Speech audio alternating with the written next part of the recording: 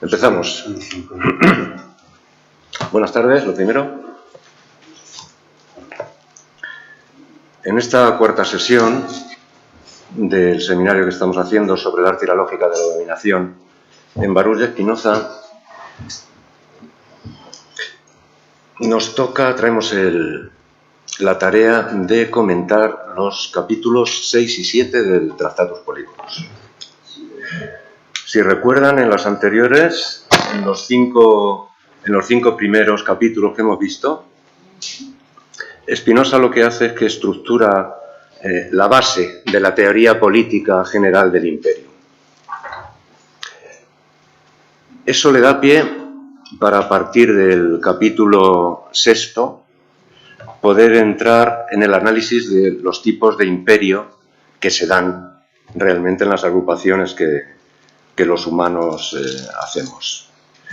Por ello, se puede considerar que a partir del capítulo 6 empieza una segunda parte de este tratado. De hecho, recordando el título inicial del tratado político que está contenido en las Opera Póstuma, que no es evidentemente, no es de Spinoza, sino de sus amigos editores, principalmente de Jarvis Jeles, nos dice, el título completo sería Tratado Político, en el que se demuestra de qué modo se debe instituir una sociedad en la que existe un imperium monárquico, así como una en la que gobiernan los optimi, los mejores, para que no caigan en la tiranía y permanezcan invioladas, es decir, que perseveren en la existencia, la paz y la libertad de los ciudadanos.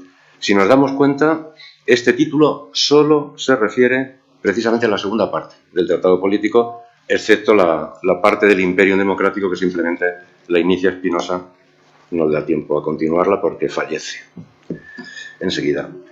Lo primero que habría que decir es que no perdamos de vista, como vamos a hablar de los distintos tipos de imperium, el concepto de imperium que vimos la sesión anterior, el derecho definido por la potencia de la multitud.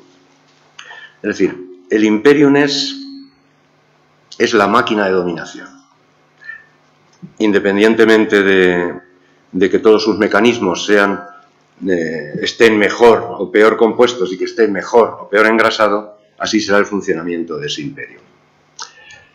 A mí una pregunta que se me hace al leer estos dos primeros capítulos es si sería posible ensayar un modelo universal de imperio, en lugar de analizar los modelos en los cuales se han desenvuelto siempre las agrupaciones humanas, un modelo universal en el que se pudieran permanecer invioladas lo que dice la paz y la libertad de los ciudadanos, tal como dice el título de las Opera Póstuma del Tratado Político.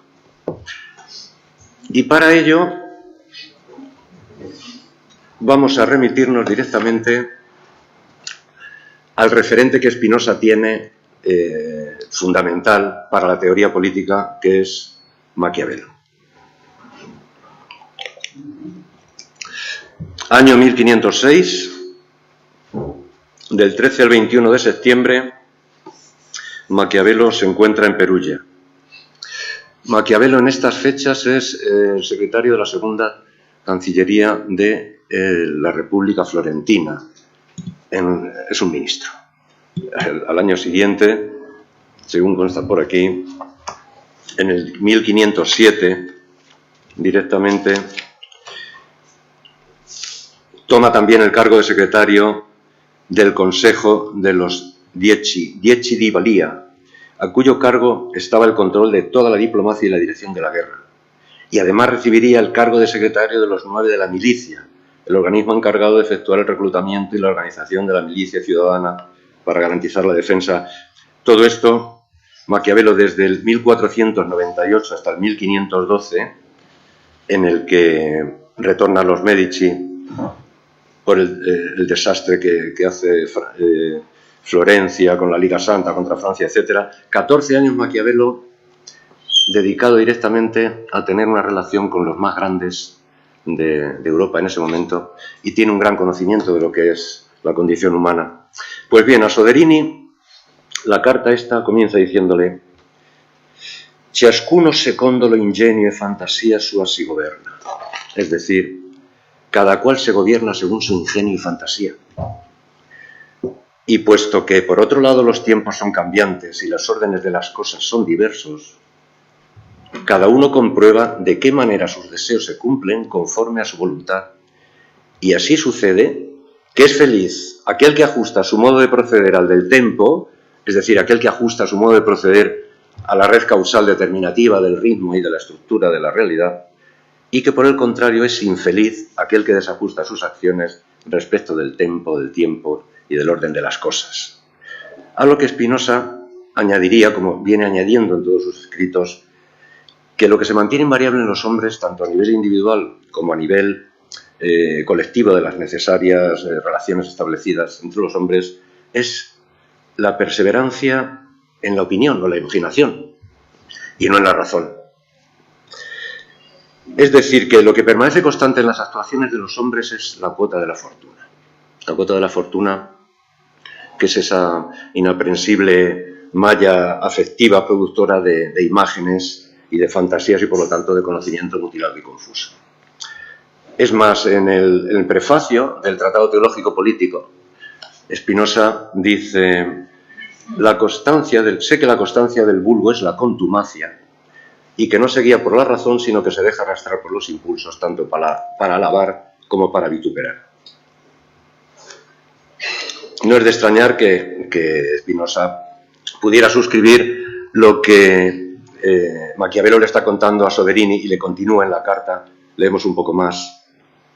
Le dice: puesto que los tiempos y las cosas, tanto universalmente cuanto particularmente, están continuamente cambiando, y los hombres no cambian sus fantasías ni sus modos de proceder, el desajuste produce que uno que ha tenido en un tiempo buena fortuna, en otro tiempo la tenga adversa. Y verdaderamente quien fuera lo bastante sabio como para conocer los tiempos y los órdenes de las cosas y ajustarse a ellas, poseería siempre buena fortuna y se hallaría siempre a salvo de la desdicha. Y vería convertirse en realidad, esto es un guiño irónico, el principio según el cual el sabio manda sobre las estrellas y los hados. En Maquiavelo y en Spinoza lo que es evidente es que no hay posibilidad de material para los sujetos finitos y precarios de establecer un modo de convivencia universal. Tanto universal cuanto particularmente, como dice Maquiavelo. Un modo de entender que fuera capaz de lograr el conocimiento en tiempo y forma de la totalidad de los elementos de las determinaciones que rigen todas las acciones humanas. Ello solo estaría en realidad en poder del infinito, en poder de Dios, en poder de la sustancia, y implicaría en la teoría tomar partido por un modelo trascendental, como por ejemplo el que en la época de Maquiavelo se desarrolla en Florencia, el modelo del gobierno de Dios a través de Girolamo Savonarola. ¿Qué podemos hacer los sujetos como nosotros, con tanta precariedad en nuestro conocimiento? Pues simplemente intentar ajustarnos a las marcas del tiempo, como dice Maquiavelo, y a las circunstancias que la fortuna impone, y tratar en las agrupaciones que podamos formar de que el grado de potencia que invirtamos sea el mínimo asumible para que nuestra relación pues sea aceptable. Y es precisamente a eso a lo que responden los modelos o tipos de imperio que en la práctica se dan, que en realidad estamos hablando que es lo que responde a la política. De ahí que Spinoza acometa en la segunda parte de los capítulos 6 y 7, acomete el análisis de los distintos tipos de imperio con un claro propósito. El propósito es muy cortito pero muy claro. Lo da en el capítulo 8, parágrafo 31 del Tratado Político. Y dice, capítulo 8, parágrafo 31, una frase: meum institutum quod solum modo et imperi quiscunque optimum statum describere. Mi único propósito es solo describir el óptimo estado de cualquier imperio. Y con este objetivo, como fondo de estudio, comienza el análisis de cuál sería el óptimo estado de todos los imperios y empieza a analizar en el capítulo 6 y 7 el imperium democrático. Monárquico. Hubiera estado bien que hubiera hecho el democrático. Bueno, en estos dos capítulos, el esquema que establece Spinoza, yo lo he dividido en 6 apartados. El primero de ellos, en los primeros 3 parágrafos del capítulo 6, Spinoza da a entender las evidencias de la realidad según muestra la experiencia. A continuación, en los parágrafos 4 al 7, lo que hace es un acercamiento a las afecciones que determinan el proceder general en el imperio de uno solo, como monarquía absoluta. No olvidemos esto, porque inmediatamente vamos a ver la posibilidad de transición de este proceder general a la necesidad de establecer unos fundamentos que sean firmes en una estructura que sea óptima para que el imperio monárquico sea estable. A continuación, lo que va a hacer es tratar de ordenar bien una monarquía de manera que se garantice la seguridad del monarca y la paz de la multitud. Y en el resto del capítulo 6, desde el parágrafo 9 al 40, nos va a ir contando la exposición de todos los fundamentos firmes de una monarquía a modo del esbozo de una constitución, es así, y de los cuales se exigirán la seguridad del monarca y la paz y la seguridad de la multitud. El capítulo 7 íntegro está dedicado a la demostración de todos los fundamentos del capítulo 6 anterior que he expuesto. Y por último, yo el apartado último que he anotado es la conclusión acerca de la exposición efectuada, que lo da en 3 de los parágrafos finales del capítulo 7. Pues bien, empecemos. Evidentemente, no se puede ver todo. Yo lo que he rescatado respecto al primer apartado, las evidencias de la realidad según muestra la experiencia, parágrafos 1 al 3. He rescatado algunas cosas que comento. Nos dice Spinoza, siempre recurriendo a algo que constantemente está diciendo en su obra, que los hombres se guían más por los afectos, por las pasiones que por la razón, y que la multitud, la pobre multitud, tiende a asociarse naturalmente y ser conducida como por una sola mente, no porque la guíe la razón, sino por los afectos comunes, que son fundamentalmente esperanza y miedo. Esto lo vimos en la sesión anterior. Y asimismo el miedo a la soledad es innato a todos los hombres, pues nadie en soledad tiene fuerzas para defenderse ni procurarse los medios necesarios de vida. De ahí que los hombres apetecen por naturaleza un statum civile. Y no puede ocurrir que los hombres lo lleguen a disolver del todo.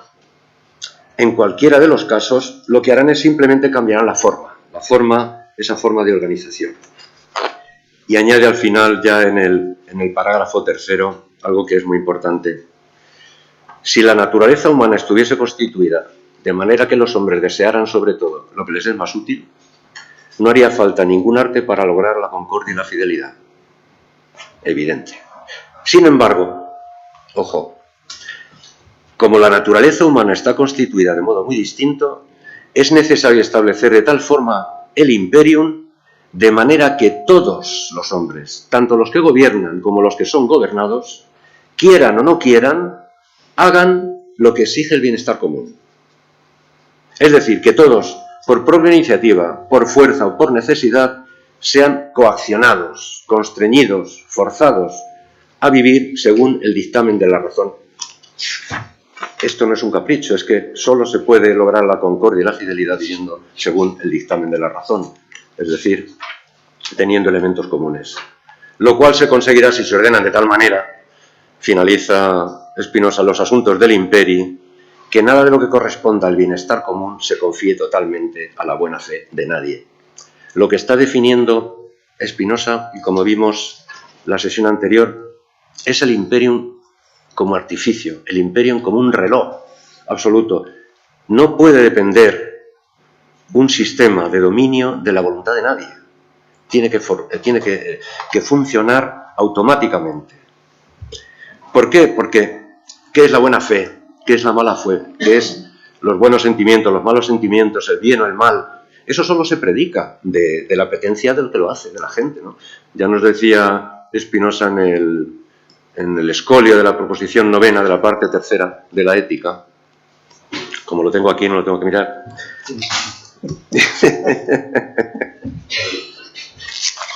que nosotros no intentamos, queremos, apetecemos ni deseamos algo porque lo juzguemos bueno, sino que al contrario, juzgamos que algo es bueno porque lo intentamos, queremos, apetecemos y deseamos. Pues evidentemente. Entonces, de esa manera, cada uno iría a su interés, con lo cual necesariamente tendríamos que formar un imperio que funcionara como un artificio perfecto. Siguiente apartado sería cómo Spinoza analiza lo que son las constantes de un imperio monárquico absoluto, que lo hacen del 4 al 7 del capítulo 6. Dice, la experiencia parece enseñar que si se atiende a la paz y a la concordia, ojo, la experiencia parece enseñar que si se atiende a la paz y a la concordia, interesa que todo el poder se confiera a uno solo. Aquí te quedas a cuadros. Ningún imperium se mantuvo tanto tiempo sin ningún cambio notable como el turco. Y por el contrario, ninguno ha sido menos duradero que los populares o democráticos. Y en ninguno se han producido como en estos tantas sediciones.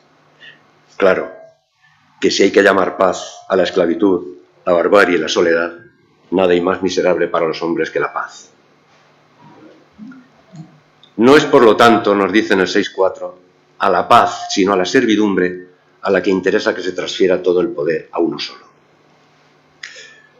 En el 6.5 ya dice, no cabe duda de que se equivocan del todo quienes creen posible, es decir, quienes imaginan que uno solo tenga el derecho supremo de la civitas. El derecho se determina solo por la potencia, y la potencia de un solo hombre es incapaz de sostener una carga de tal magnitud de la potencia de la multitud. Por ello, aquel que la multitud elige como rey tiene que rodearse de otros a los que confiar su propia seguridad y la de todos. De modo que el imperium, que pasa por ser una monarquía absoluta, se muestra en la práctica como una aristocracia. Pero una aristocracia que está latente, que no es manifiesta, de tal manera, por eso misma es una aristocracia pésima. Y la monarquía también.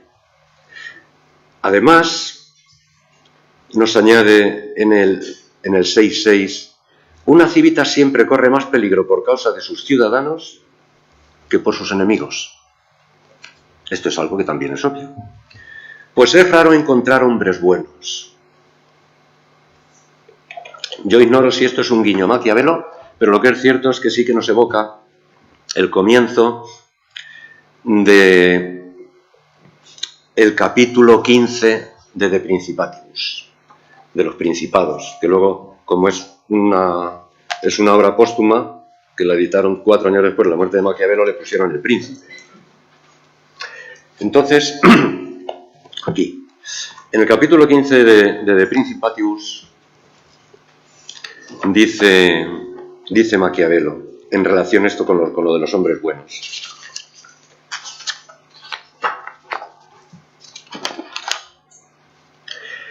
Dice, siendo mi intento escribir algo útil para quien lo entienda, me ha parecido más conveniente ir a la verità effettuale, a la verdad fáctica de las cosas que a la imaginación de ellas. Es decir, le ha resultado más interesante, como es lógico, distinguir entre el conocimiento de la estructura causal que determina los hechos, la verità effettuale, que la idea de la imagen que de los hechos nos formamos solo cuando tenemos conciencia de ello, es decir, cuando tenemos conciencia que es lo que imaginamos, pero no tenemos conocimiento. Y ese, tanto Maquiavelo como Spinoza, es el único modo posible que utilizan en una teoría política, ¿no?, que pueda desarrollarse sin que haya valoraciones afectivas. afectivas, de voluntad, de deseo, de apetencia, que se introduzcan en el análisis como criterio de validez. Entonces, a continuación nos dice Maquiavelo: muchos se han imaginado repúblicas y principados que jamás han visto ni conocido en la realidad. ¿Por qué hay tanto desajuste entre el cómo se vive y el cómo se debería vivir, que aquel que abandona lo que se hace, lo que existe, por aquello que se debería hacer, es decir, por la función imaginaria y la fantasmagoría del deber ser, ¿no? El que abandona lo que se hace por aquello que imagina, produce con más seguridad la propia ruina que la propia perseveración. Y ahora viene: porque un hombre que quiera en todo hacer profesión de bueno, no podrá sino verse destruido en medio de tanto no bueno. Por ello es necesario un príncipe que quiera mantenerse, si no quiere mantenerse no tiene que hacer nada, claro, estar dispuesto a poder ser no bueno y a usar o no usar de ello según la necesidad. Es decir, todo lo que es necesario. Todo lo que es la red causal de determinaciones afectivas a lo que responde la verità effettuale, la verdad fáctica. Y esa es la necesidad, el único sustento posible del proceder del príncipe y del proceder de cualquiera que sean las supremas potestades en cualquier tipo de imperio. Volvamos a Spinoza, lo que nos estaba contando, que decía en el parágrafo 6.6 que una civitas siempre corre más peligro por causa de los ciudadanos que por sus enemigos, pues es raro encontrar hombres buenos. Dice: en consecuencia, aquel a quien se ha entregado todo el derecho del imperio siempre temerá más a los ciudadanos que a los enemigos, claro, y preocupado más por protegerse a sí mismo, en lugar de velar por los súbditos, procurará tenderles asechanzas, sobre todo a los de más renombrada sabiduría o más poderosos por sus riquezas. Y el final del 6.8 es definitivo.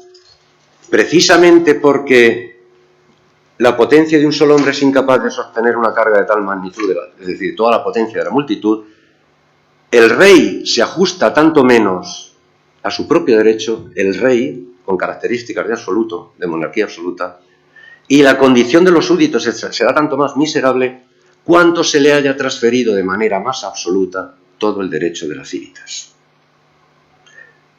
Por este motivo, la conclusión de Maquiavelo, de Spinoza, es inmediata. El monarca se ajustará tanto más, lo dice en el 6.8 al final, a su propio derecho, sui judici, cuanto más vele por el bienestar y la conservación, la saluti de la multitud. Y nos dice ya en el parágrafo 7.1, si yo demuestro estos, él, es Spinoza, que los fundamentos del imperio monárquico son estables y no pueden ser destruidos sin provocar la indignación de la mayor parte de la multitud armada, y que de ellos se siguen la paz y la seguridad para el rey y para la multitud, y si los deduzco de la común naturaleza humana, nadie podrá dudar que esos fundamentos son óptimos y verdaderos. Está procediendo a la transición de un imperio absoluto a ver la forma en la que podemos establecer un imperio con unos fundamentos firmes. Entonces,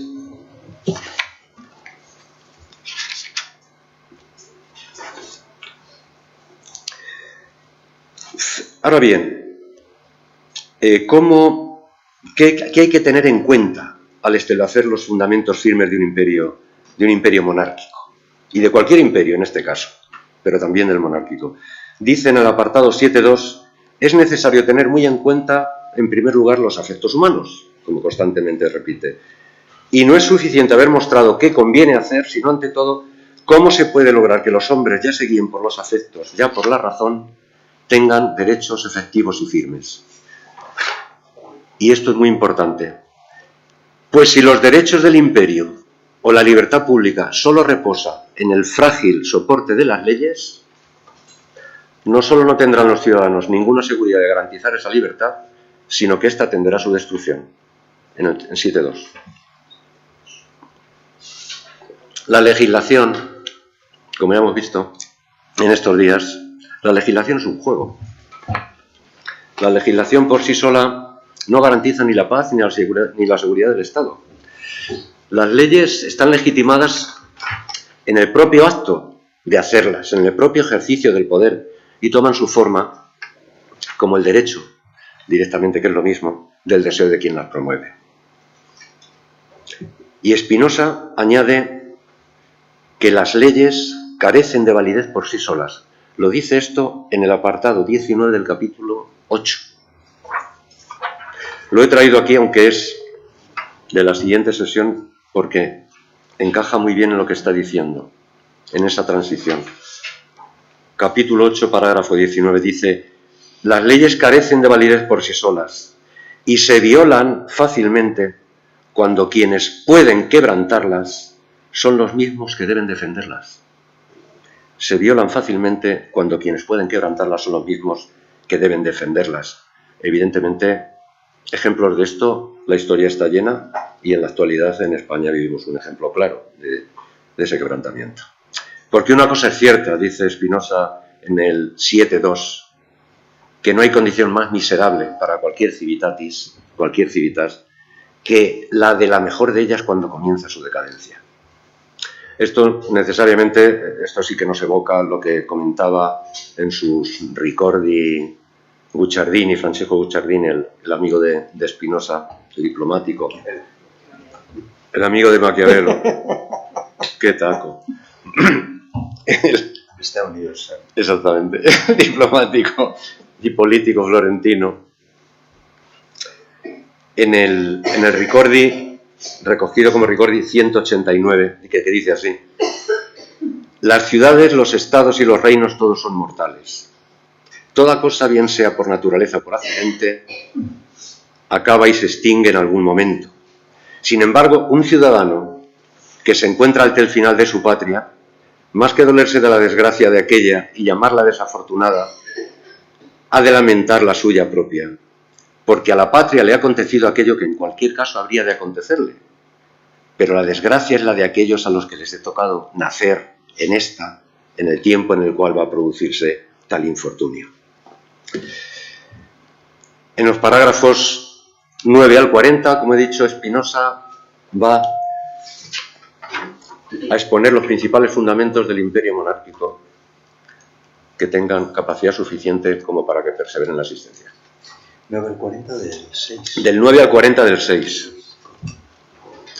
Como esto tiene mucho para leer, yo simplemente cojo titulares.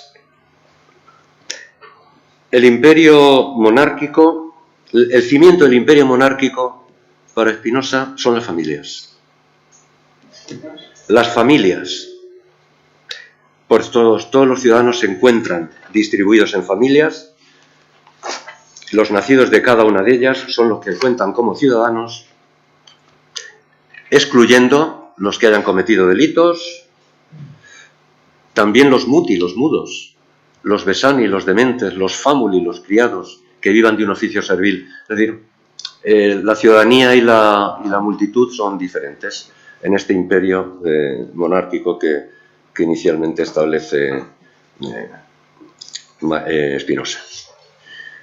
El rey es elegido de entre las familias y los componentes de los consejos reales también son elegidos entre las familias. Los ciudadanos no tienen acceso alguno al rey directo, sino a través de los consejos reales. A ellos se deben entregar todas las peticiones o solicitudes para que se presenten al rey. Por tanto, la relación ciudadanía-rey es una relación biunívoca, pero siempre está mediada por el Consejo Real. Por ello, en este imperium, de manera absoluta, el rey debe ser considerado como la mens de la civitatis, la mente del imperio. Imperio veluti mens, el veluti, el cómo. Y el Consejo Real como los sentidos externos de la mente, o como el cuerpo, el corpus de la civitas, mediante el cual la mente percibe el estado de la civitas y realiza lo que considera mejor para ella misma. El Consejo asesorará al rey en materia de legislación. Es decir, la función legislativa pertenece al rey a través del Consejo. Pero el Consejo, la función ejecutiva, sí, la realiza totalmente. Tiene el cuidado y el cumplimiento de la promulgación de las leyes. Dos aspectos muy importantes en estas formulaciones es las tierras, el suelo, los terrenos y, si es posible, las casas, son de derecho público, es decir, de quien tenga el derecho de las civitas. De esta manera, con esta medida, todos, en caso de riesgo, en caso de guerra, correrán el mismo riesgo cuando tengan que luchar por las civitas.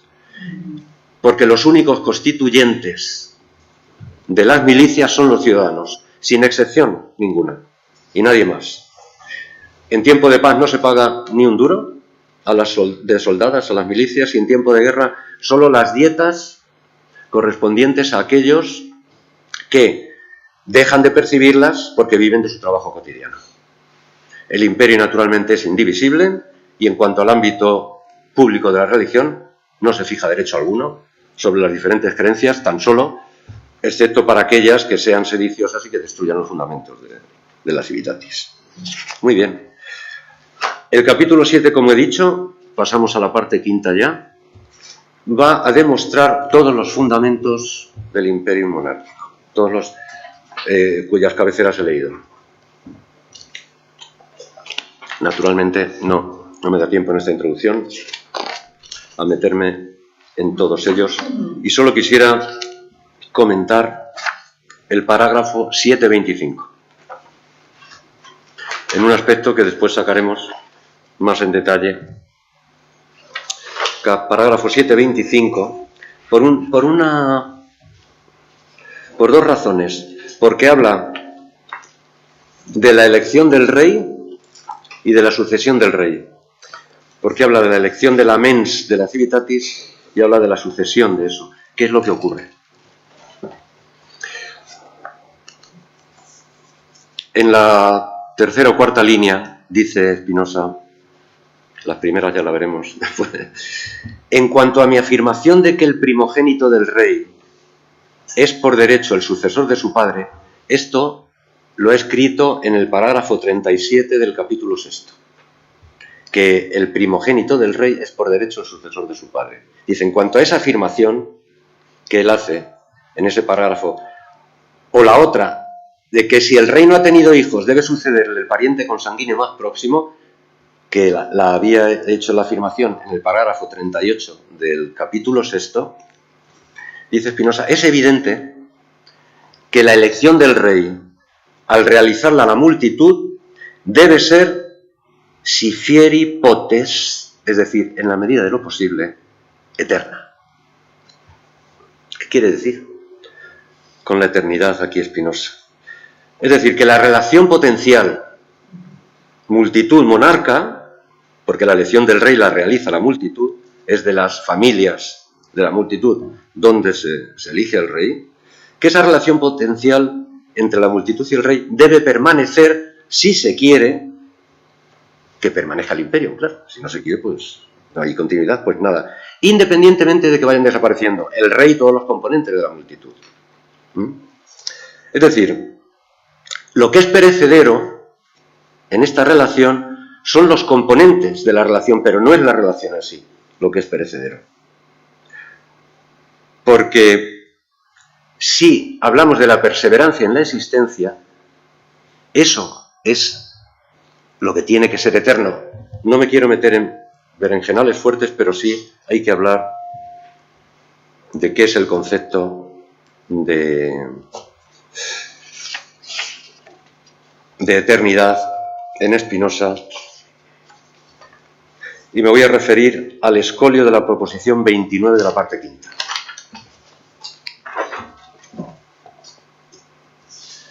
...403.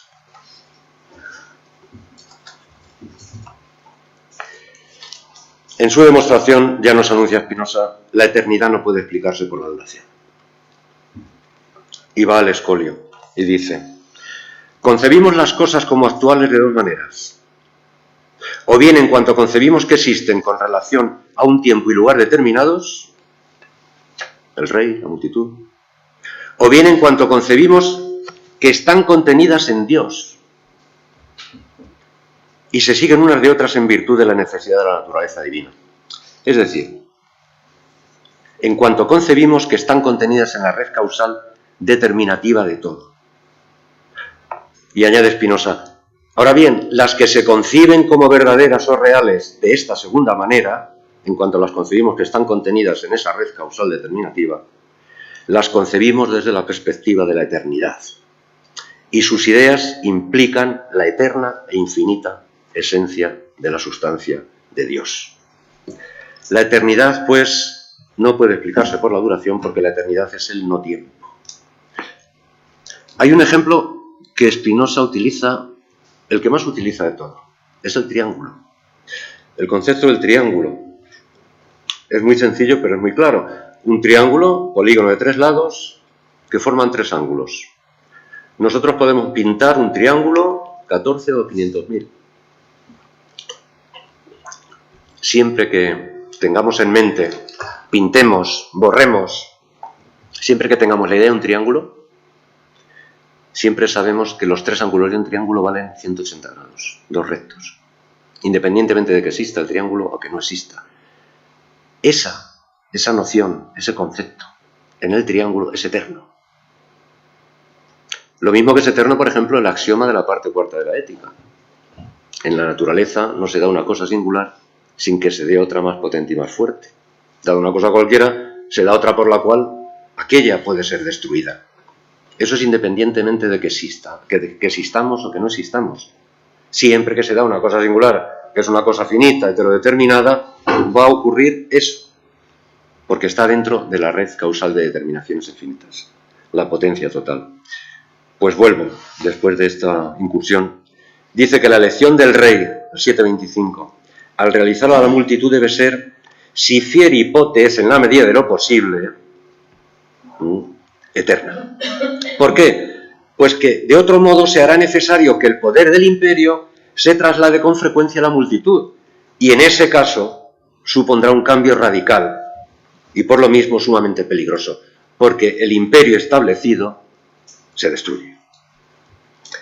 Y añade Spinoza, además se equivocan enteramente quienes sostienen contrariamente a esto que el rey, por ser el señor del imperio, tiene el derecho absoluto de entregar este a quien le parezca y elegir como sucesor a quien quiera, y que en consecuencia el hijo del rey es por derecho heredero del imperio.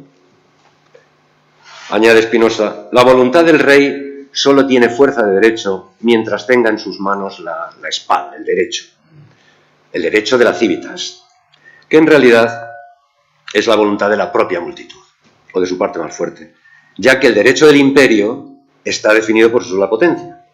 De ahí que el rey tiene la potestad de abdicar de su reino, pero no de ceder el imperio a otro, a menos que la multitud, su parte más fuerte, consienta en ello. Y pone un ejemplo que es muy ilustrativo. Por ejemplo, dice, hay que advertir que los hijos no son herederos de sus padres por derecho natural, sino por derecho civil, pues solo en virtud de la potencia de la civitas es posible que cada uno sea dueño de sus bienes, porque en el estado natural nadie es dueño de nada, todos son dueños de todos. Por eso, la misma potencia o derecho que valida la voluntad de uno para decidir sobre sus propios bienes, hace que esta misma voluntad siga teniendo validez después de la muerte, siempre y cuando subsista la ciudad, porque si no subsiste la civitas, evidentemente no hemos hecho nada. Y esta es la razón por la cual en el estado civil cada uno siga teniendo después de su muerte el mismo derecho que tenía en vida. Pues como hemos dicho, uno puede decidir sobre sus bienes no en virtud de su potencia, sino en virtud de la potencia de las civitas, la cual, en el mismo sentido que hablaba anteriormente, esa potencia, vista desde el punto de vista de la potencia de Dios, es eterna, en la medida de lo posible. Ahora bien, la condición del rey es totalmente otra, ya que la voluntad del rey es el propio derecho civil, porque el rey es la misma civitas, hay que tener en cuenta lo que hemos dicho. El rey es la mens del imperio, el rey es la mens de la civitas. Si la mens de la civitas no existe, pues evidentemente pues se acabó la civitas. El rey es la misma civitas, por lo cual, muerto el rey, en cierto modo muere también la civitas, retornando naturalmente el estado civil al estado natural. Y en ese caso, ¿qué ocurre? que retorna todo al poder supremo de la multitud, pudiendo ésta, por su derecho, hacer lo que le venga en gana, es decir, está dentro del estado natural, puede establecer nuevas leyes, abrogar las que hay, etc. Por lo tanto, nadie sucede con derecho al rey, excepto quien elija la multitud como sucesor. Finalmente, solo comentar a modo de conclusión acerca de la exposición efectuada lo que nos dice Spinoza. Él dice en el parágrafo 726 que ha demostrado, aunque con brevedad, los fundamentos del óptimo imperio monárquico. Y avisa, aquellos que deseen contemplar con cierta atención todos estos fundamentos en su conjunto, podrán advertir fácilmente su coherencia, o lo que es lo mismo, la conveniencia de los distintos fundamentos de dicho imperio. Únicamente me queda por señalar que he tratado del imperio monárquico instituido por una multitud libre, pues lo que aquí se ha dicho solo puede ser útil en ese caso.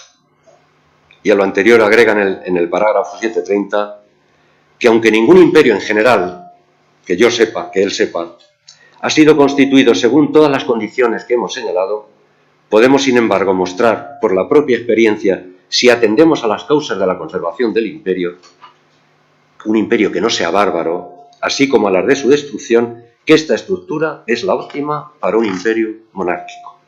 Y finaliza en el 31 diciendo que concluye, pues, que esto es lo importante, que la multitud puede conservar bajo el poder de un rey una libertad suficientemente amplia, satis amplam libertatem, en la medida en que logre que la potencia del rey se determine solo por la potencia de la multitud, que es quien lo elige, y se conserve solo por el praesidio, por la protección de la propia multitud.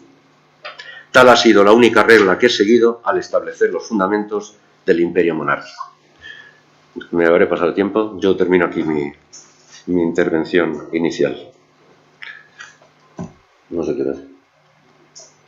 Unos cuartos. Ah, bueno, va bien. Muy bien.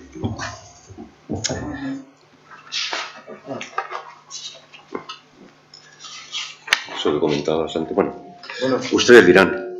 Por lo pronto en el capítulo 7, que es un poco el fundamento, tú lo has dicho, La demostración de todo de lo que se describe en el 6. Sí. A mí hay una fórmula que me resulta al mismo tiempo fascinante y enigmática, que es la que aparece, has hecho referencia a ella hace un momento, en el 25. El 25. El comienzo. Rex ipsa civitas. ¿En el 25? 25, sí. 725. 725. Non regis voluntas ipsum jus civile est, et rex ipsa civitas. ¿Dónde está? Siempre vamos a ver. ¿En qué punto? Si tienes la edición esta... No, tengo aquí esta, pero es igual. ¿Dónde empieza? ¿Dónde lo coges? Es que ahí no tienes el lineado. Es ¿En qué parte? Está ahí más abajo. Está hacia... Aquí está. ¿La tienes? Sí. La voluntad, sí. Vamos a ver. La voluntad es el derecho civil. La voluntad real es el derecho civil. Sí. Derecho y voluntad en ese ámbito del poder monárquico son lo mismo. Pero lo más asombroso es lo que viene a continuación. Es el et rex ipsa civitas. Y el rey es la propio ciudad. Derecho civil, y el rey es la misma ciudad. Es la misma ciudad. Es la misma ciudad. Es una fórmula... Es la mens. Ya, es una fórmula asombrosa completamente. Et rex ipsa civitas. Bueno, es la consideración, pienso yo, la consideración de que el rey es la misma civitas. ¿Qué vamos a ver? En un imperio monárquico. Si... Naturalmente tomen el término monárquico en el sentido etimológico, es decir, del poder concentrado en un punto central. De ahí que la referencia que decías hace un momento, estamos hablando de monarquía absoluta. Bueno, es que en sentido propio no hay más monarquía moderna que la absoluta. Claro. El sentido, naturalmente, etimológico del término absoluto, es decir, indiviso. Que es lo único que significa absoluto. Nosotros hablamos de poderes absolutos como despóticos. No. Absoluto, cuando se forja el concepto de monarquía absoluta, se hace precisamente para despojar al poder eclesiástico de ninguna capacidad sobre el rey. Es monarquía absoluta, monarquía indivisa. Exacto. Por eso decía que él hace intenta hacer una traslación, una transferencia desde lo que es el concepto del imperio monárquico absoluto, porque hay muchos tipos de principados. Claro, fíjate, Maquiavelo, en los primeros 10 o 12 capítulos de Principatibus, dice cuántos son los géneros de principados. El primero que habla es de los hereditarios. El segundo de los mixtos, que es el que cuando un imperio conquista a otro y entonces el rey del primero dice no puedo gobernar sobre el segundo, pues te pongo otro y tenemos un imperio mixto. Vale. Otro imperio. Dice... Esto aquí habla de los mixtos. Otro imperio. De los principados nuevos adquiridos, con armas propias o con virtud. Muy bien. El siguiente. De los principados nuevos adquiridos con armas ajenas o por la fortuna. El siguiente. De los que llegan a ser príncipes por medio de los crímenes. El siguiente, y yo creo que aquí es donde Spinoza lo pilla mejor. A mí me parece que lo que Spinoza hace ahí es una mezcla entre el principado hereditario y el principado civil. Principado civil que define Maquiavelo como cuando un ciudadano privado, uno que pertenece a las familias directamente, se convierte en príncipe de su patria con el favor de la multitud, el que lo ponga. Y ese principado lo llama civil, porque es que luego dice, existe luego los principados eclesiásticos. Esos son los últimos que monta. Entonces, ¿qué ocurre? Spinoza lo que está tratando de ver desde el principio, según la lectura que yo he hecho, es partamos de un principado desde un punto de vista de monarquía absoluta, indivisa, como tú dices, perfecto. Es posible que en los principados, es decir, en los grupos de gente que se organizan, es posible establecer una forma de convivencia que pueda tener seguridad para el rey y seguridad para los ciudadanos si hay un principado que es la cabeza visible. Y después sí, y por eso desarrolla. ¿Qué ocurre? Un principado absoluto, como él decía, uno no puede tener toda la potencia que le da la multitud y por eso tiene que buscarse personal alrededor que de alguna manera supla lo que él por sí mismo no puede hacer. Pero claro, si busca una serie de personas que sean pocas, eso lo cuenta muy bien. Cuanto menos sean el número de consejeros que tenga un rey, más peligro tiene el reino. Claro, por eso, todo el que lo haya leído habrá visto, primero, los consejeros que nombra son personas de 50 o más años de edad. Tienen un tiempo, no son vitalicios, ninguno. Pero tanto los consejeros como los que tienen los consejeros del Poder Judicial, es decir, todos los jurisconsultos que salen de la familia, que también tienen que ser personas de 40 años o más, con gran experiencia de lo que es la vida en comunidad. Desde ese punto de vista, yo he echado unos cálculos que él los echa en el capítulo 8. Maquiavelo está hablando de unas ciudades de aproximadamente 250.000 habitantes. Eso lo veremos las próximas sesiones. Las hace calculando, ahí habla del número de patricios, etc. Bueno, las hace calculando el número de consejeros que sea tan suficientemente grande y que representen de tal manera a todas las familias que todo lo que salga de la multitud llegue a esos consejeros y que esa directamente sea la voluntad de la multitud que se traslada directamente al rey. Por eso, claro, si el rey es imposible, por eso dice que la voluntad, hay una parte que dice aquí que es muy buena, que la voluntad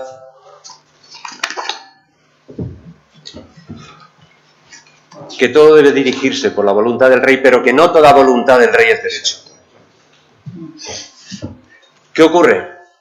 Si en un sistema monárquico, lo que tú comentabas, Gabriel, la mens del imperium es el rey, dice, y al rey le cortamos la cabeza, pues lo que ocurre es que es la multitud, como ha explicado bien y explica bien en el parágrafo 25, ¿no? Es la multitud la que va a decir qué es lo que ocurre.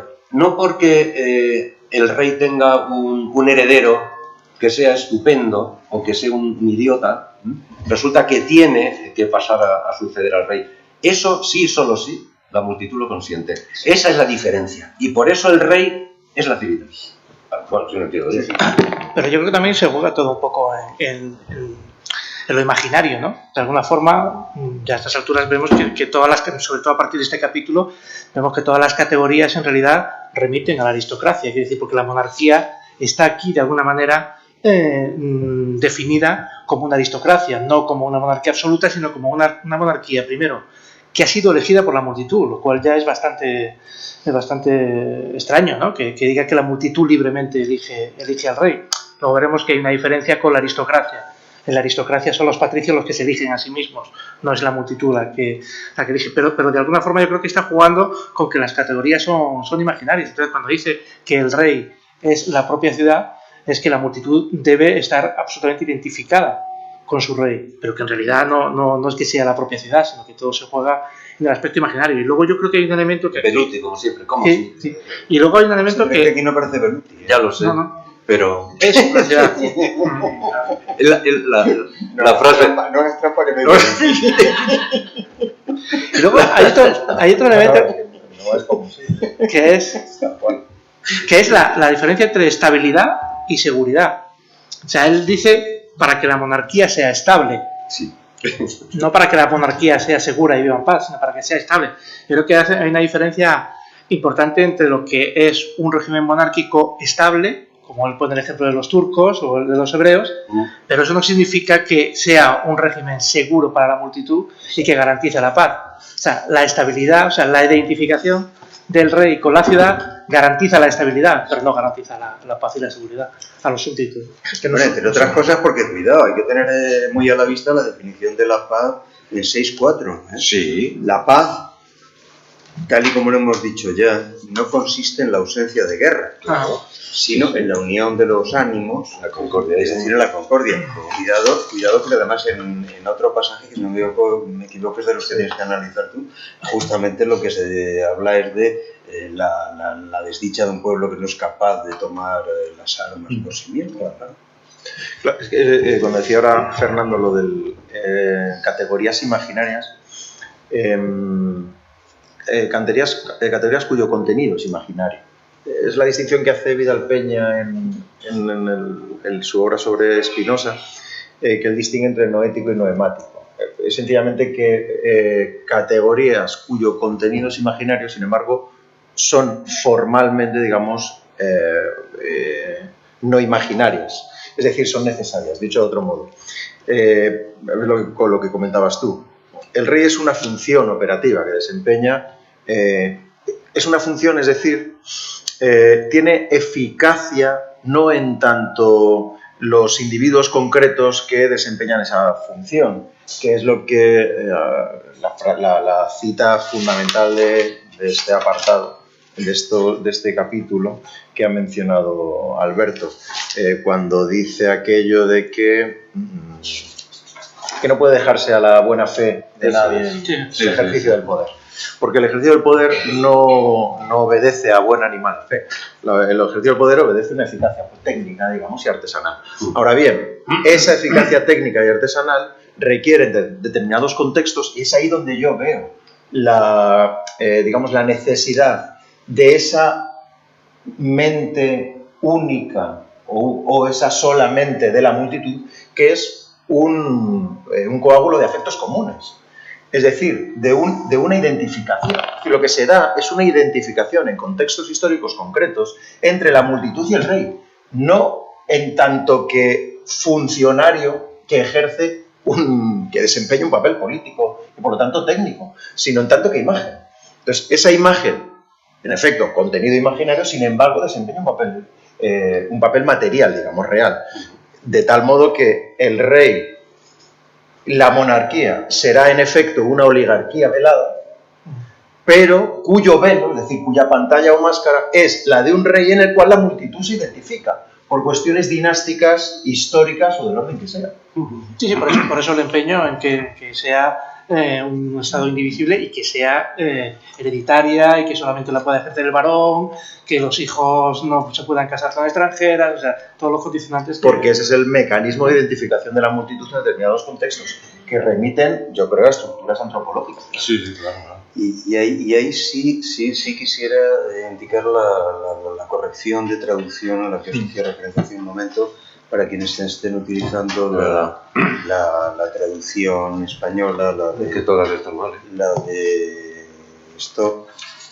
Y es que tanto la traducción de Sánchez Stock como la de Gemón en la nueva edición crítica de las obras de Spinoza, al inicio del parágrafo 25, del 725, de 725 traducen imperii facies, el comienzo justo, como la estructura del Estado. Eso, vamos a ver, en primer lugar es un hecho interpretativo porque ahí no pone estructura, pero plantea un problema literario grave. No hablo ya de problema conceptual, sino de problema directamente literario. Lo que viene a continuación, las tres líneas que siguen a continuación, son precisamente una explicitación del modo imaginario en el que funciona la identificación del ciudadano con el monarca. Y ese modo imaginario opera mediante reconocimiento y repetición. Naturalmente, si Spinoza utiliza aquí el término facies, que es rostro, naturalmente es en el mismo sentido que Louis Marin analiza maravillosamente acerca de la función del retrato del rey en la simbólica de la monarquía absoluta. Es el factor de reconocimiento, es el factor representativo el que permite a una colectividad proyectar afectos unificados sobre él. Por eso yo creo que más allá de una anécdota, traducir imperii facies por la estructura del Estado arruina completamente la argumentación de la identificación. Lo que decíamos es el rostro. Es el rostro, la máscara en la que se identifica. El rostro o la imagen. Si se quiere suavizar, se puede poner imagen. Sí. Por eso dice que debe mantenerse siempre la misma. O sea, lo que debe mantenerse siempre la misma expresión de la máscara. Por eso es imperii facies. No tendría el menor sentido que dijese lo de que más fácil que sean hijos y más fácil que sean del mismo sexo. Es exclusivamente porque el rostro es más reconocible, no es por otra razón. El fracaso en España de la monarquía de Amadeo I de Saboya, en parte, vino de ahí. porque claro, la población se podía identificar con los Borbones, por muy corruptos que fueran, pero no con un italiano. Como que porque eran corruptos. Pues anda que los hijos del marido de Isabel II se debían parecer mucho. Unos sí y otros no. Bueno, o cada uno se parecía a su padre. Podemos decir. Qué escándalo. No, luego también, por contextualizarlo un poco, ¿no? De alguna manera, el tratado político se escribe cuando Guillermo III, a partir de la derrota en 1674, ha intentado constituir su cargo de estatúder, es decir, de primer noble, como un gobierno estable y hereditario, ¿no? Y como algunos estados intentan también nombrarlo conde, y entonces hay una pequeña revuelta y tal. De tal forma que lo que está haciendo Spinoza, que en todo momento estamos viendo que de lo que huye, siempre como de la peste, es de la revolución, es decir, de aquel momento en el que la multitud toma el poder, lo que hace es construir una monarquía que de alguna manera sea aceptable, no que sea democrática, sino que sea relativamente aceptable, ¿no? Porque el cambio, ¿no? Él siempre juega con que si un estado, un pueblo tiene una forma de gobierno, lo mejor es no cambiar, lo mejor es mejorarla o hacerla lo más mejorable posible y no cambiarla. También en el tratado político hacía referencia a cuando a partir de 1585, la muerte de Guillermo I, ¿no? Las repúblicas holandesas se echan en manos del conde de Leicester, buscan a Inglaterra como la potencia que pueda ayudarles a hacer frente a España, ¿no? Entonces dice Spinoza, por lo que se refiere a los estados de Holanda, nunca, que sepamos, tuvimos reyes, sino condes, a los cuales jamás estuvo transferido el derecho de gobierno. Está criticando que todas las repúblicas le hubieran concedido el poder a uno solo, al conde de Leicester, ¿no? Claramente se deduce, viendo los estados de Holanda prepotentes en tiempos del conde de Leicester, que de la autoridad dada a los mismos se reservaron siempre la de advertir a esos condes sus deberes y el poder de defender esa autoridad suya y la libertad de los ciudadanos, y de tomar venganza de ellos si degeneraban en tiranos, y en fin, de moderar de tal modo su poder que no pudiesen ejecutar nada sino concediéndolo y aprobándolo los estados. Así que, con todos estos ejemplos se confirma todo cuanto antes dijimos, es decir, debe ser necesariamente conservada la forma de cada gobierno, la cual no puede ser cambiada sin riesgo de una ruina total del Estado, ¿no? Maquiavelo en estado puro, claro. Es decir, no vamos a hacer una revolución, pero sí, si tenemos que aceptar una monarquía, vamos a aceptar una monarquía que sea tolerable y que de alguna forma esté, en el que haya un juego de equilibrios y un pacto entre todos, ¿no? Pero aún así a mí me sigue llamando la atención ese concepto de que al monarca lo elige la multitud. No sé de qué forma la multitud libremente elige al monarca. Vamos a ver. ¿Te puedes situar? Sobre todo si el monarca es ya la Civitas. Bueno, es la Civitas cuando lo elijan. Tiene que haber mérito. Es que eso no lo dice. No, pero vamos a ver. ¿Cuándo es el principio? Nos juntamos, ¿no? Nos juntamos todos estos que estamos aquí, todas las personas. Digo, vamos a hacer una monarquía. Ese es el momento institucional. Ahora, normalmente, dice, de las monarquías que él ha visto, y por eso es importante lo que dice aquí al final, en el 730.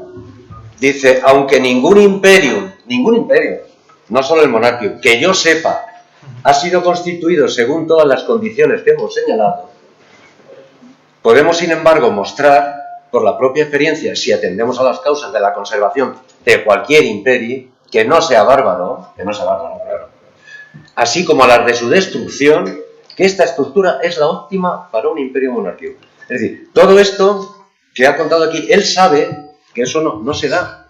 Y como tú decías, de entrada, dice, si nos juntamos y aquí hay un montón de familias, pues vamos a elegir a uno que sea el jefe.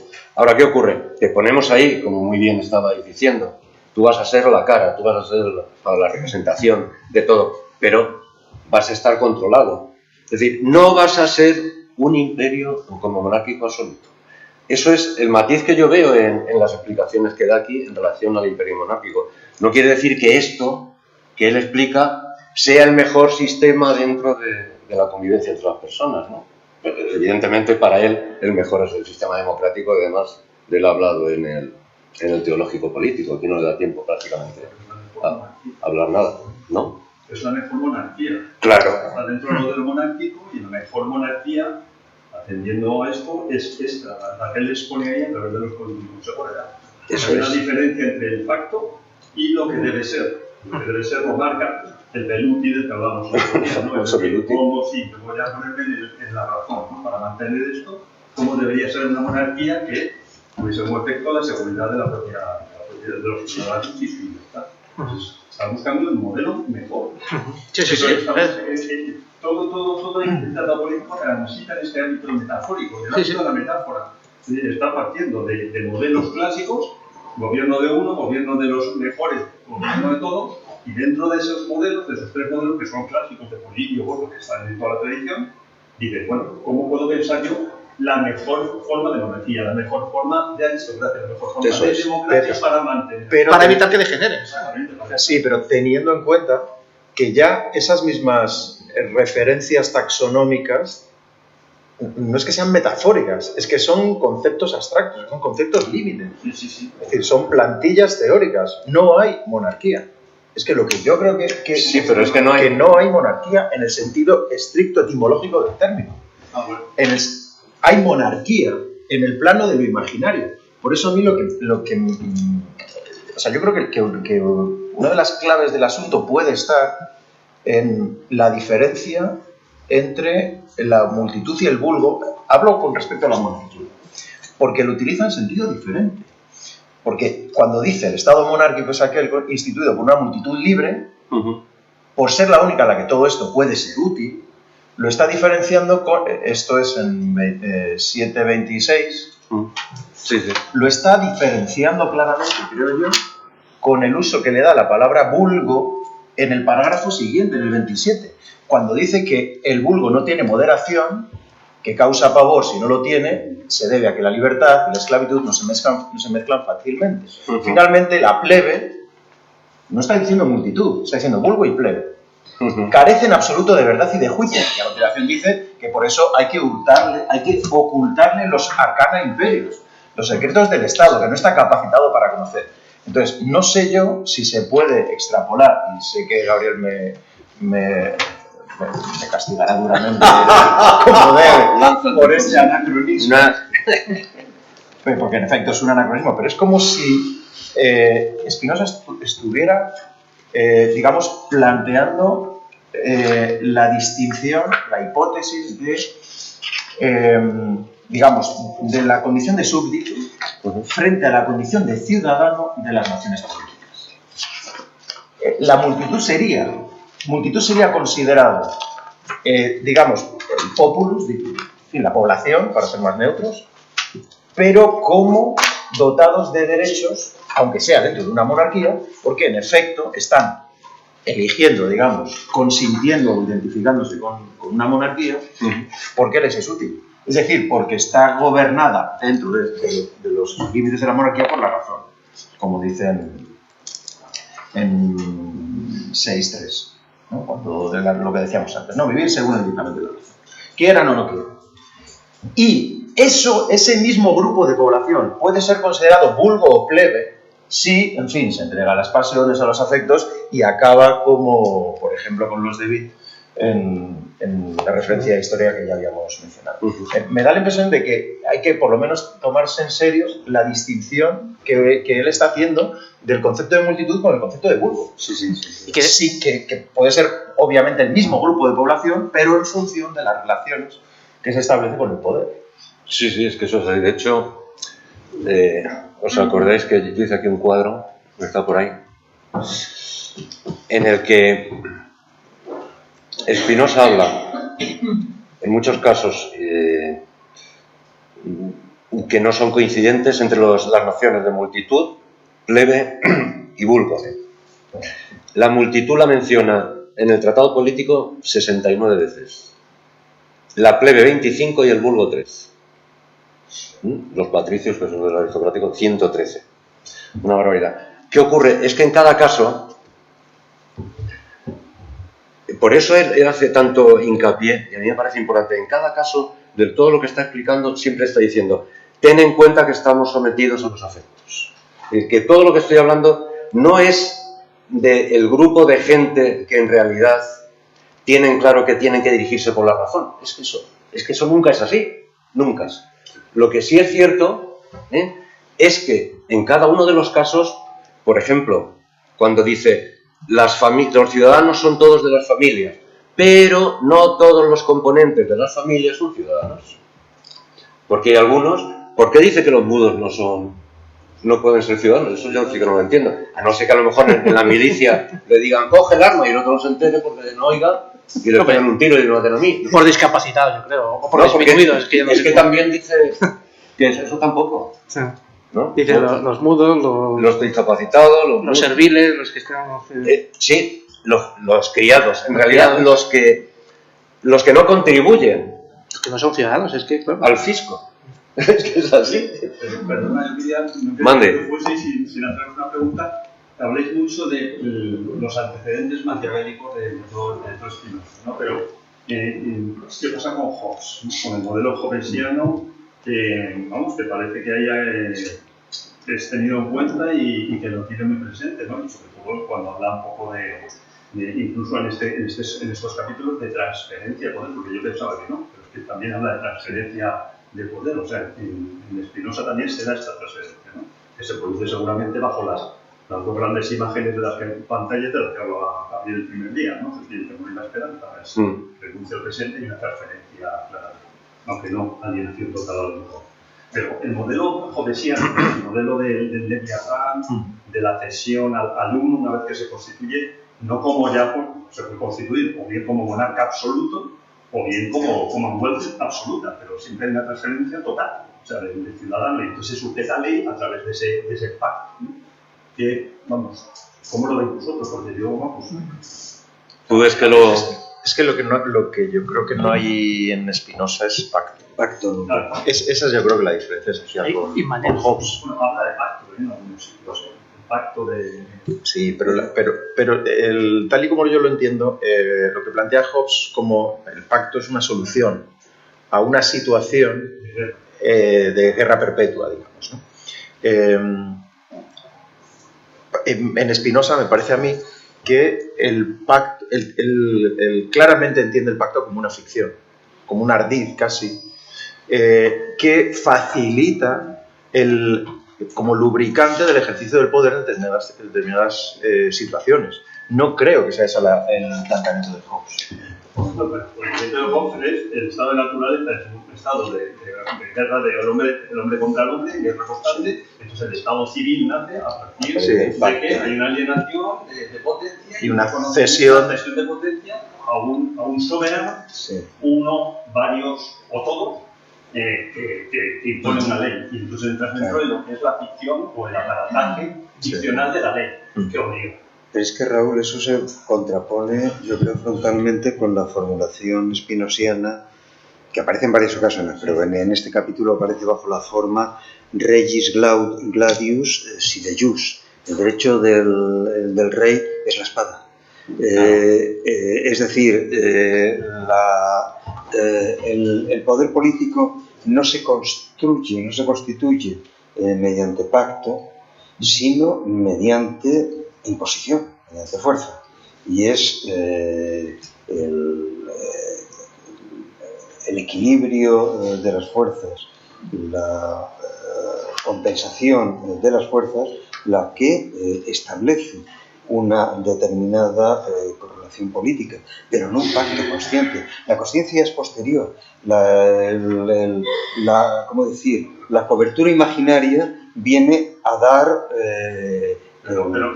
el lubricante, pero no. Puede ser explícito o tácito, es decir, ¿cómo se constituyen los grupos humanos primitivos? Es decir, ahí hay un pacto, hay un convenio, hay una reunión asamblearia que decide forjar un Estado, ¿no? Hay una serie de afectos que entran en juego y tácitamente terminan sujetándose a una ley. Ya, pero eso no es un Estado absoluto. O sea, no. Yo estoy hablando de la constitución de la constitución del pacto. Donde lo que te obliga es el golpe de la fuerza a un estado de civil, donde lo que obligan son las cesiones imaginarias que tú hayas podido hacer a un ámbito legal y un reconocimiento de esa legalidad. Pues, en un grupo de papiones, claramente está el jefe, que es el que impone ahí a la fuerza su ley. Y está incluso el temor a que ese señor no solamente no te pegue de su regazo, sino el temor. Ya está el temor. Pero, ¿cuál es el mecanismo que permite constituir un grupo primitivo, animal casi, que permita pasar de ese estado de naturaleza a ese estado civil, que reconoce una ley, una sujeción a una ley? Pues ahí Pero eso es posterior. En Spinoza, estado civil y En estado el de naturaleza 6.1, son lo mismo. No. En el 6... Yo creo que no. ¿El qué? El estado civil y el estado de naturaleza en Spinoza es lo mismo, ¿no? Yo pienso que no. Lo que sí te dice, en el 6.1, en concreto, que lo he leído antes, el miedo a la soledad es innato a todos los hombres. La tenemos todos separados. Pues nadie en soledad tiene fuerzas para defenderse ni procurarse los medios necesarios de vida. De ahí que los hombres apetecen por naturaleza el estado civil. Antes de que haya alguien que mande en todo eso, lo que hay es una necesidad de agruparse. Y a partir de ese momento, pues, de acuerdo como sean los miedos y las esperanzas de todos los componentes, pues se establecerá un modo u otro determinado de forma de entenderse. Pero es que es una necesidad natural. Pero una pregunta, en la biblioteca, Sí. en la biblioteca de Spinoza había algún volumen de Hobbes y conocía, había estudiado, se tiene constancia. Sí, del sí, tiene uno. Me parece que es de Civitatis, me parece que es el que tiene. Yo es que no me traigo la relación, pero tiene uno. Sí, lo conozco. Y de hecho, en algunos comentarios que hay por ahí sobre los tratados spinosianos, siempre hay referencias que se pueden encontrar. Algunos de los que hacen los comentarios dicen, pues aquí se ve claramente que esto es una tendencia del mismo sentido que la de Hobbes. Spinoza conoce a Hobbes, pero yo tengo la impresión de que le separa radicalmente la idea de pacto. Claro. En Spinoza los conglomerados de poder no se efectúan nunca por decisión voluntaria, sino que la voluntad es el segregado imaginario de la composición de las fuerzas. Por eso, y es claro que hay fórmulas en Spinoza que recuerdan mucho a Hobbes, pero por eso, sin embargo, Spinoza no recurre nunca explícitamente a Hobbes, y yo creo que es por eso, porque la idea de pacto le parece muy fuertemente ilusoria.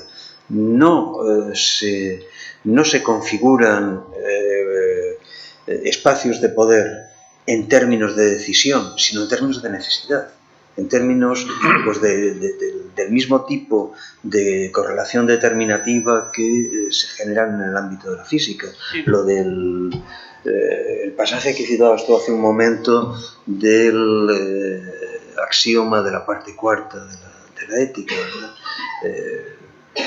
dado un sujeto, dada una cosa finita, dada una cosa determinada, es siempre imaginable otra u otro conjunto de otras por las cuales pueda ser destruida. Ese es el principio de la estructuración social, pero claro, eso no puede ser una decisión, eso simplemente es una composición de fuerzas. Sí, aunque el contrato social dé como resultado un estado civil,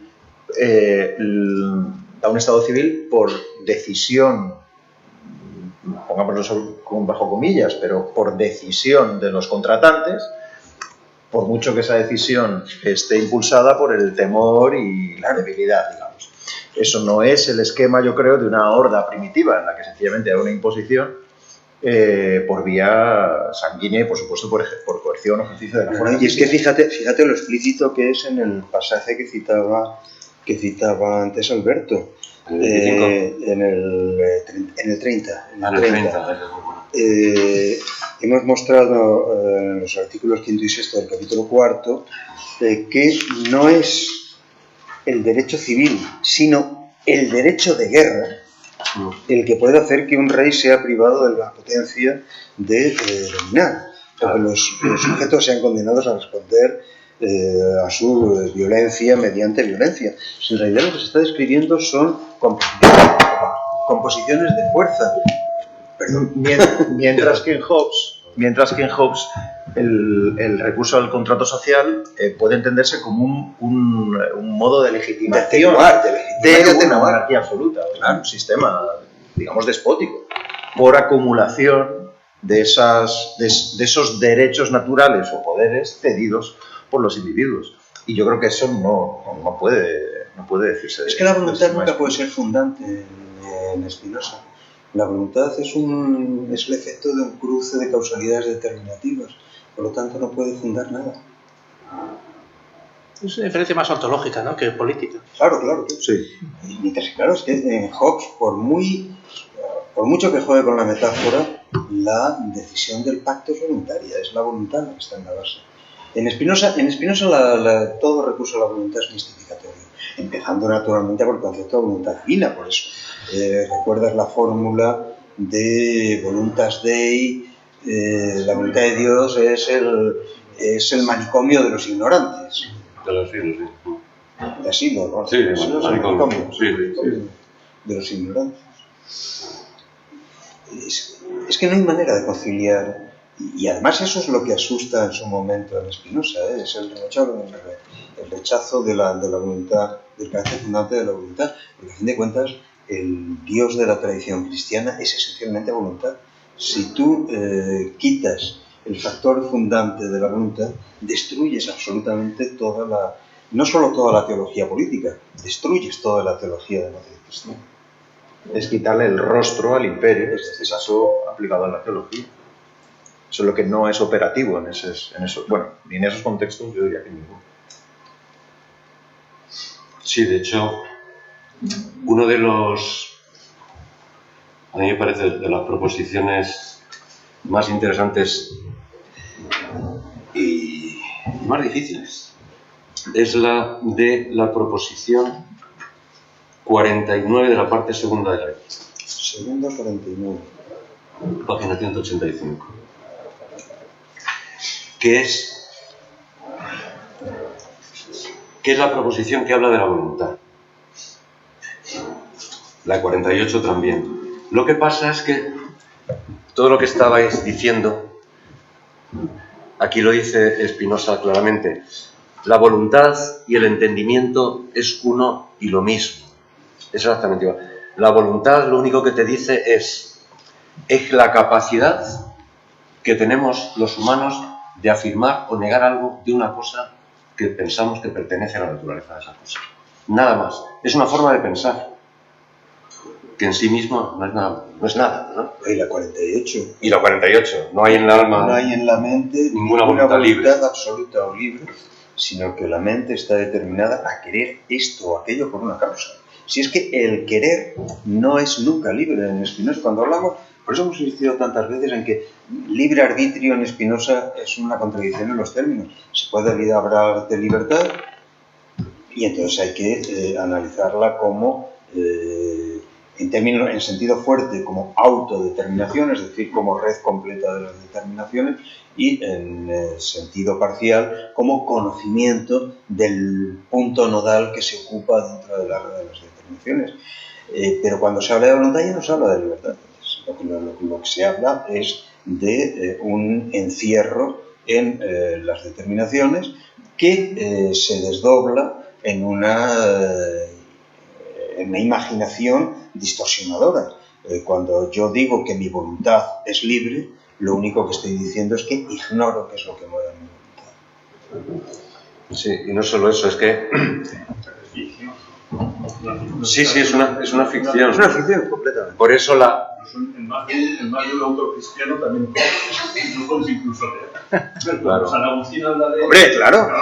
Pero hombre, en una religión en la que Dios es esencialmente voluntad. Dios quiere el mundo. Que es que eso no nos damos cuenta de la barbaridad que es. O sea, ¿cómo un infinito puede querer un finito? ¿Puede querer qué? Un finito. Claro, un infinito. En primer lugar, ¿cómo puede poner al finito fuera de él? Y cómo puede proyectar afecto, es decir, dependencia, respecto de ese finito. Eso naturalmente en el cristianismo solamente se resuelve de una forma, que es por la vía trinitaria, pero claro, eso pertenece ya al ámbito de la fe y no de la filosofía. De hecho, fíjate... La vía trinitaria sí, pero eso ya no... Vamos, el propio cristianismo da eso como un misterio. O sea, que no. En la parte segunda de la ética, anticipándose a la parte cuarta, que es el antecedente del tratado político, es la única referencia que hace Spinoza de su doctrina de la voluntad, que es todo el desarrollo de ese, por eso decía, de esa proposición 49, la llama él la doctrina de la voluntad. Y de por último, el último párrafo, que además termina ahí, termina la parte segunda con ese párrafo. Esta doctrina es también de no poca utilidad para la sociedad civil, en cuanto enseña de qué modo han de ser gobernados y dirigidos los ciudadanos. Ojito. A saber, no para que sean siervos, sino para que hagan libremente lo mejor. Y con ello he terminado lo que me había propuesto tratar. Es decir, que aquí, eso que estabas comentando tú, Gabriel, la doctrina de la voluntad, el juego de la voluntad es básico para poder entender el juego de la sociedad civil. Y como dominio. Volviendo sobre el párrafo, la proposición que tú citabas, un poquito más adelante, en el escolio de esa misma proposición,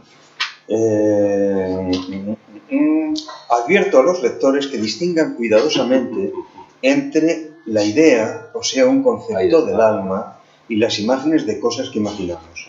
Además, es necesario que distingan entre las ideas y las palabras con las que significamos las cosas, pues muchos ignoran por completo esta doctrina acerca de la voluntad, de conocimiento absolutamente obligado tanto por la especulación como para ordenar sabiamente la vida, porque confunden completamente esas tres cosas, ¿sabes? Imágenes, palabras e ideas. Y naturalmente lo que concierne a la voluntad pertenece al ámbito del imaginario. La voluntad es el desplazamiento imaginario de la necesidad.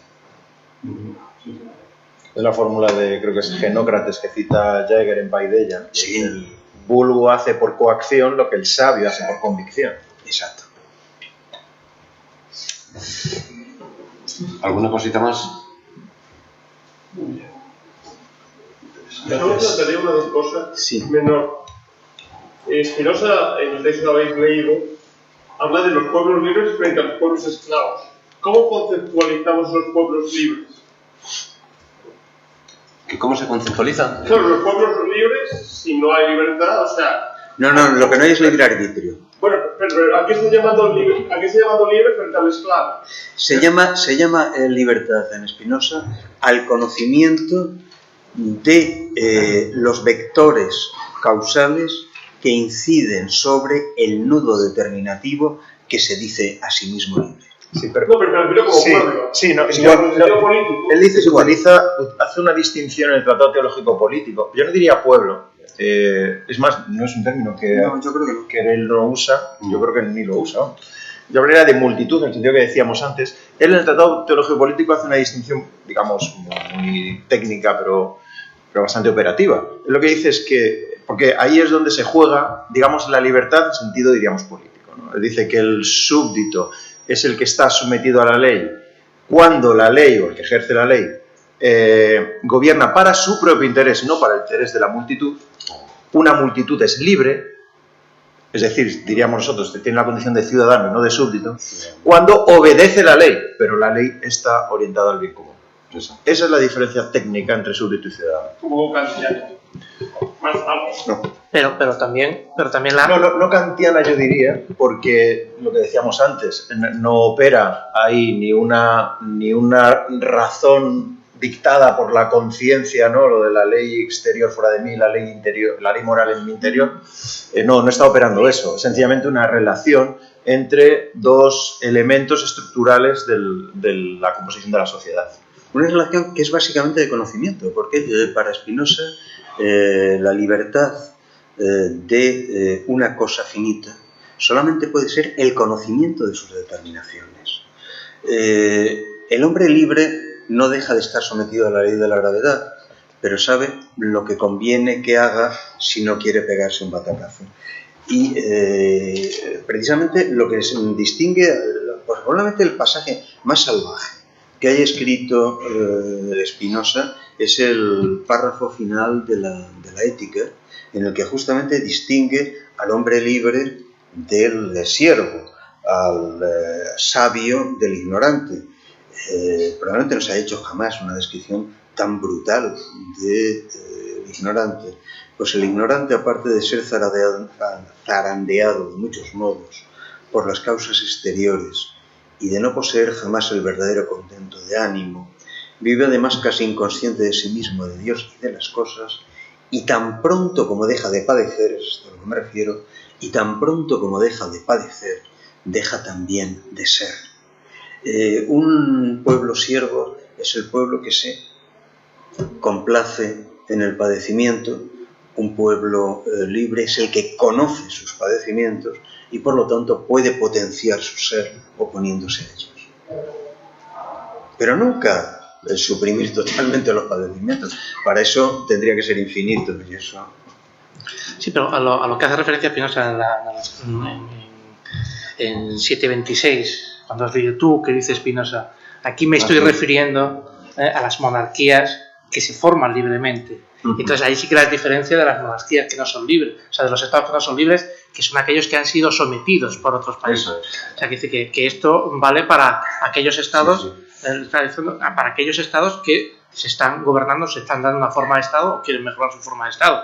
Un estado que está sometido por otro estado no tiene esa libertad, no tiene esa capacidad de poder elegir su régimen, ni de perfeccionarlo, ni de elegir entre monarquía o república. Y cuidado, no nos hagamos fantasías. Spinoza es muy claro al decir que las sociedades más estables del universo son las más siervas. Sí. Bueno, las más duraderas. La turca. Sí, sí. Pasa que, bueno, tampoco nos vamos a preguntar si lo pasan bien o mal, ¿no?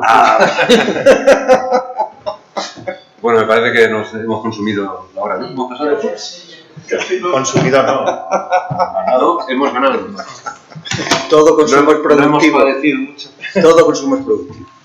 Pues ya está, la próxima dentro de 2 semanas.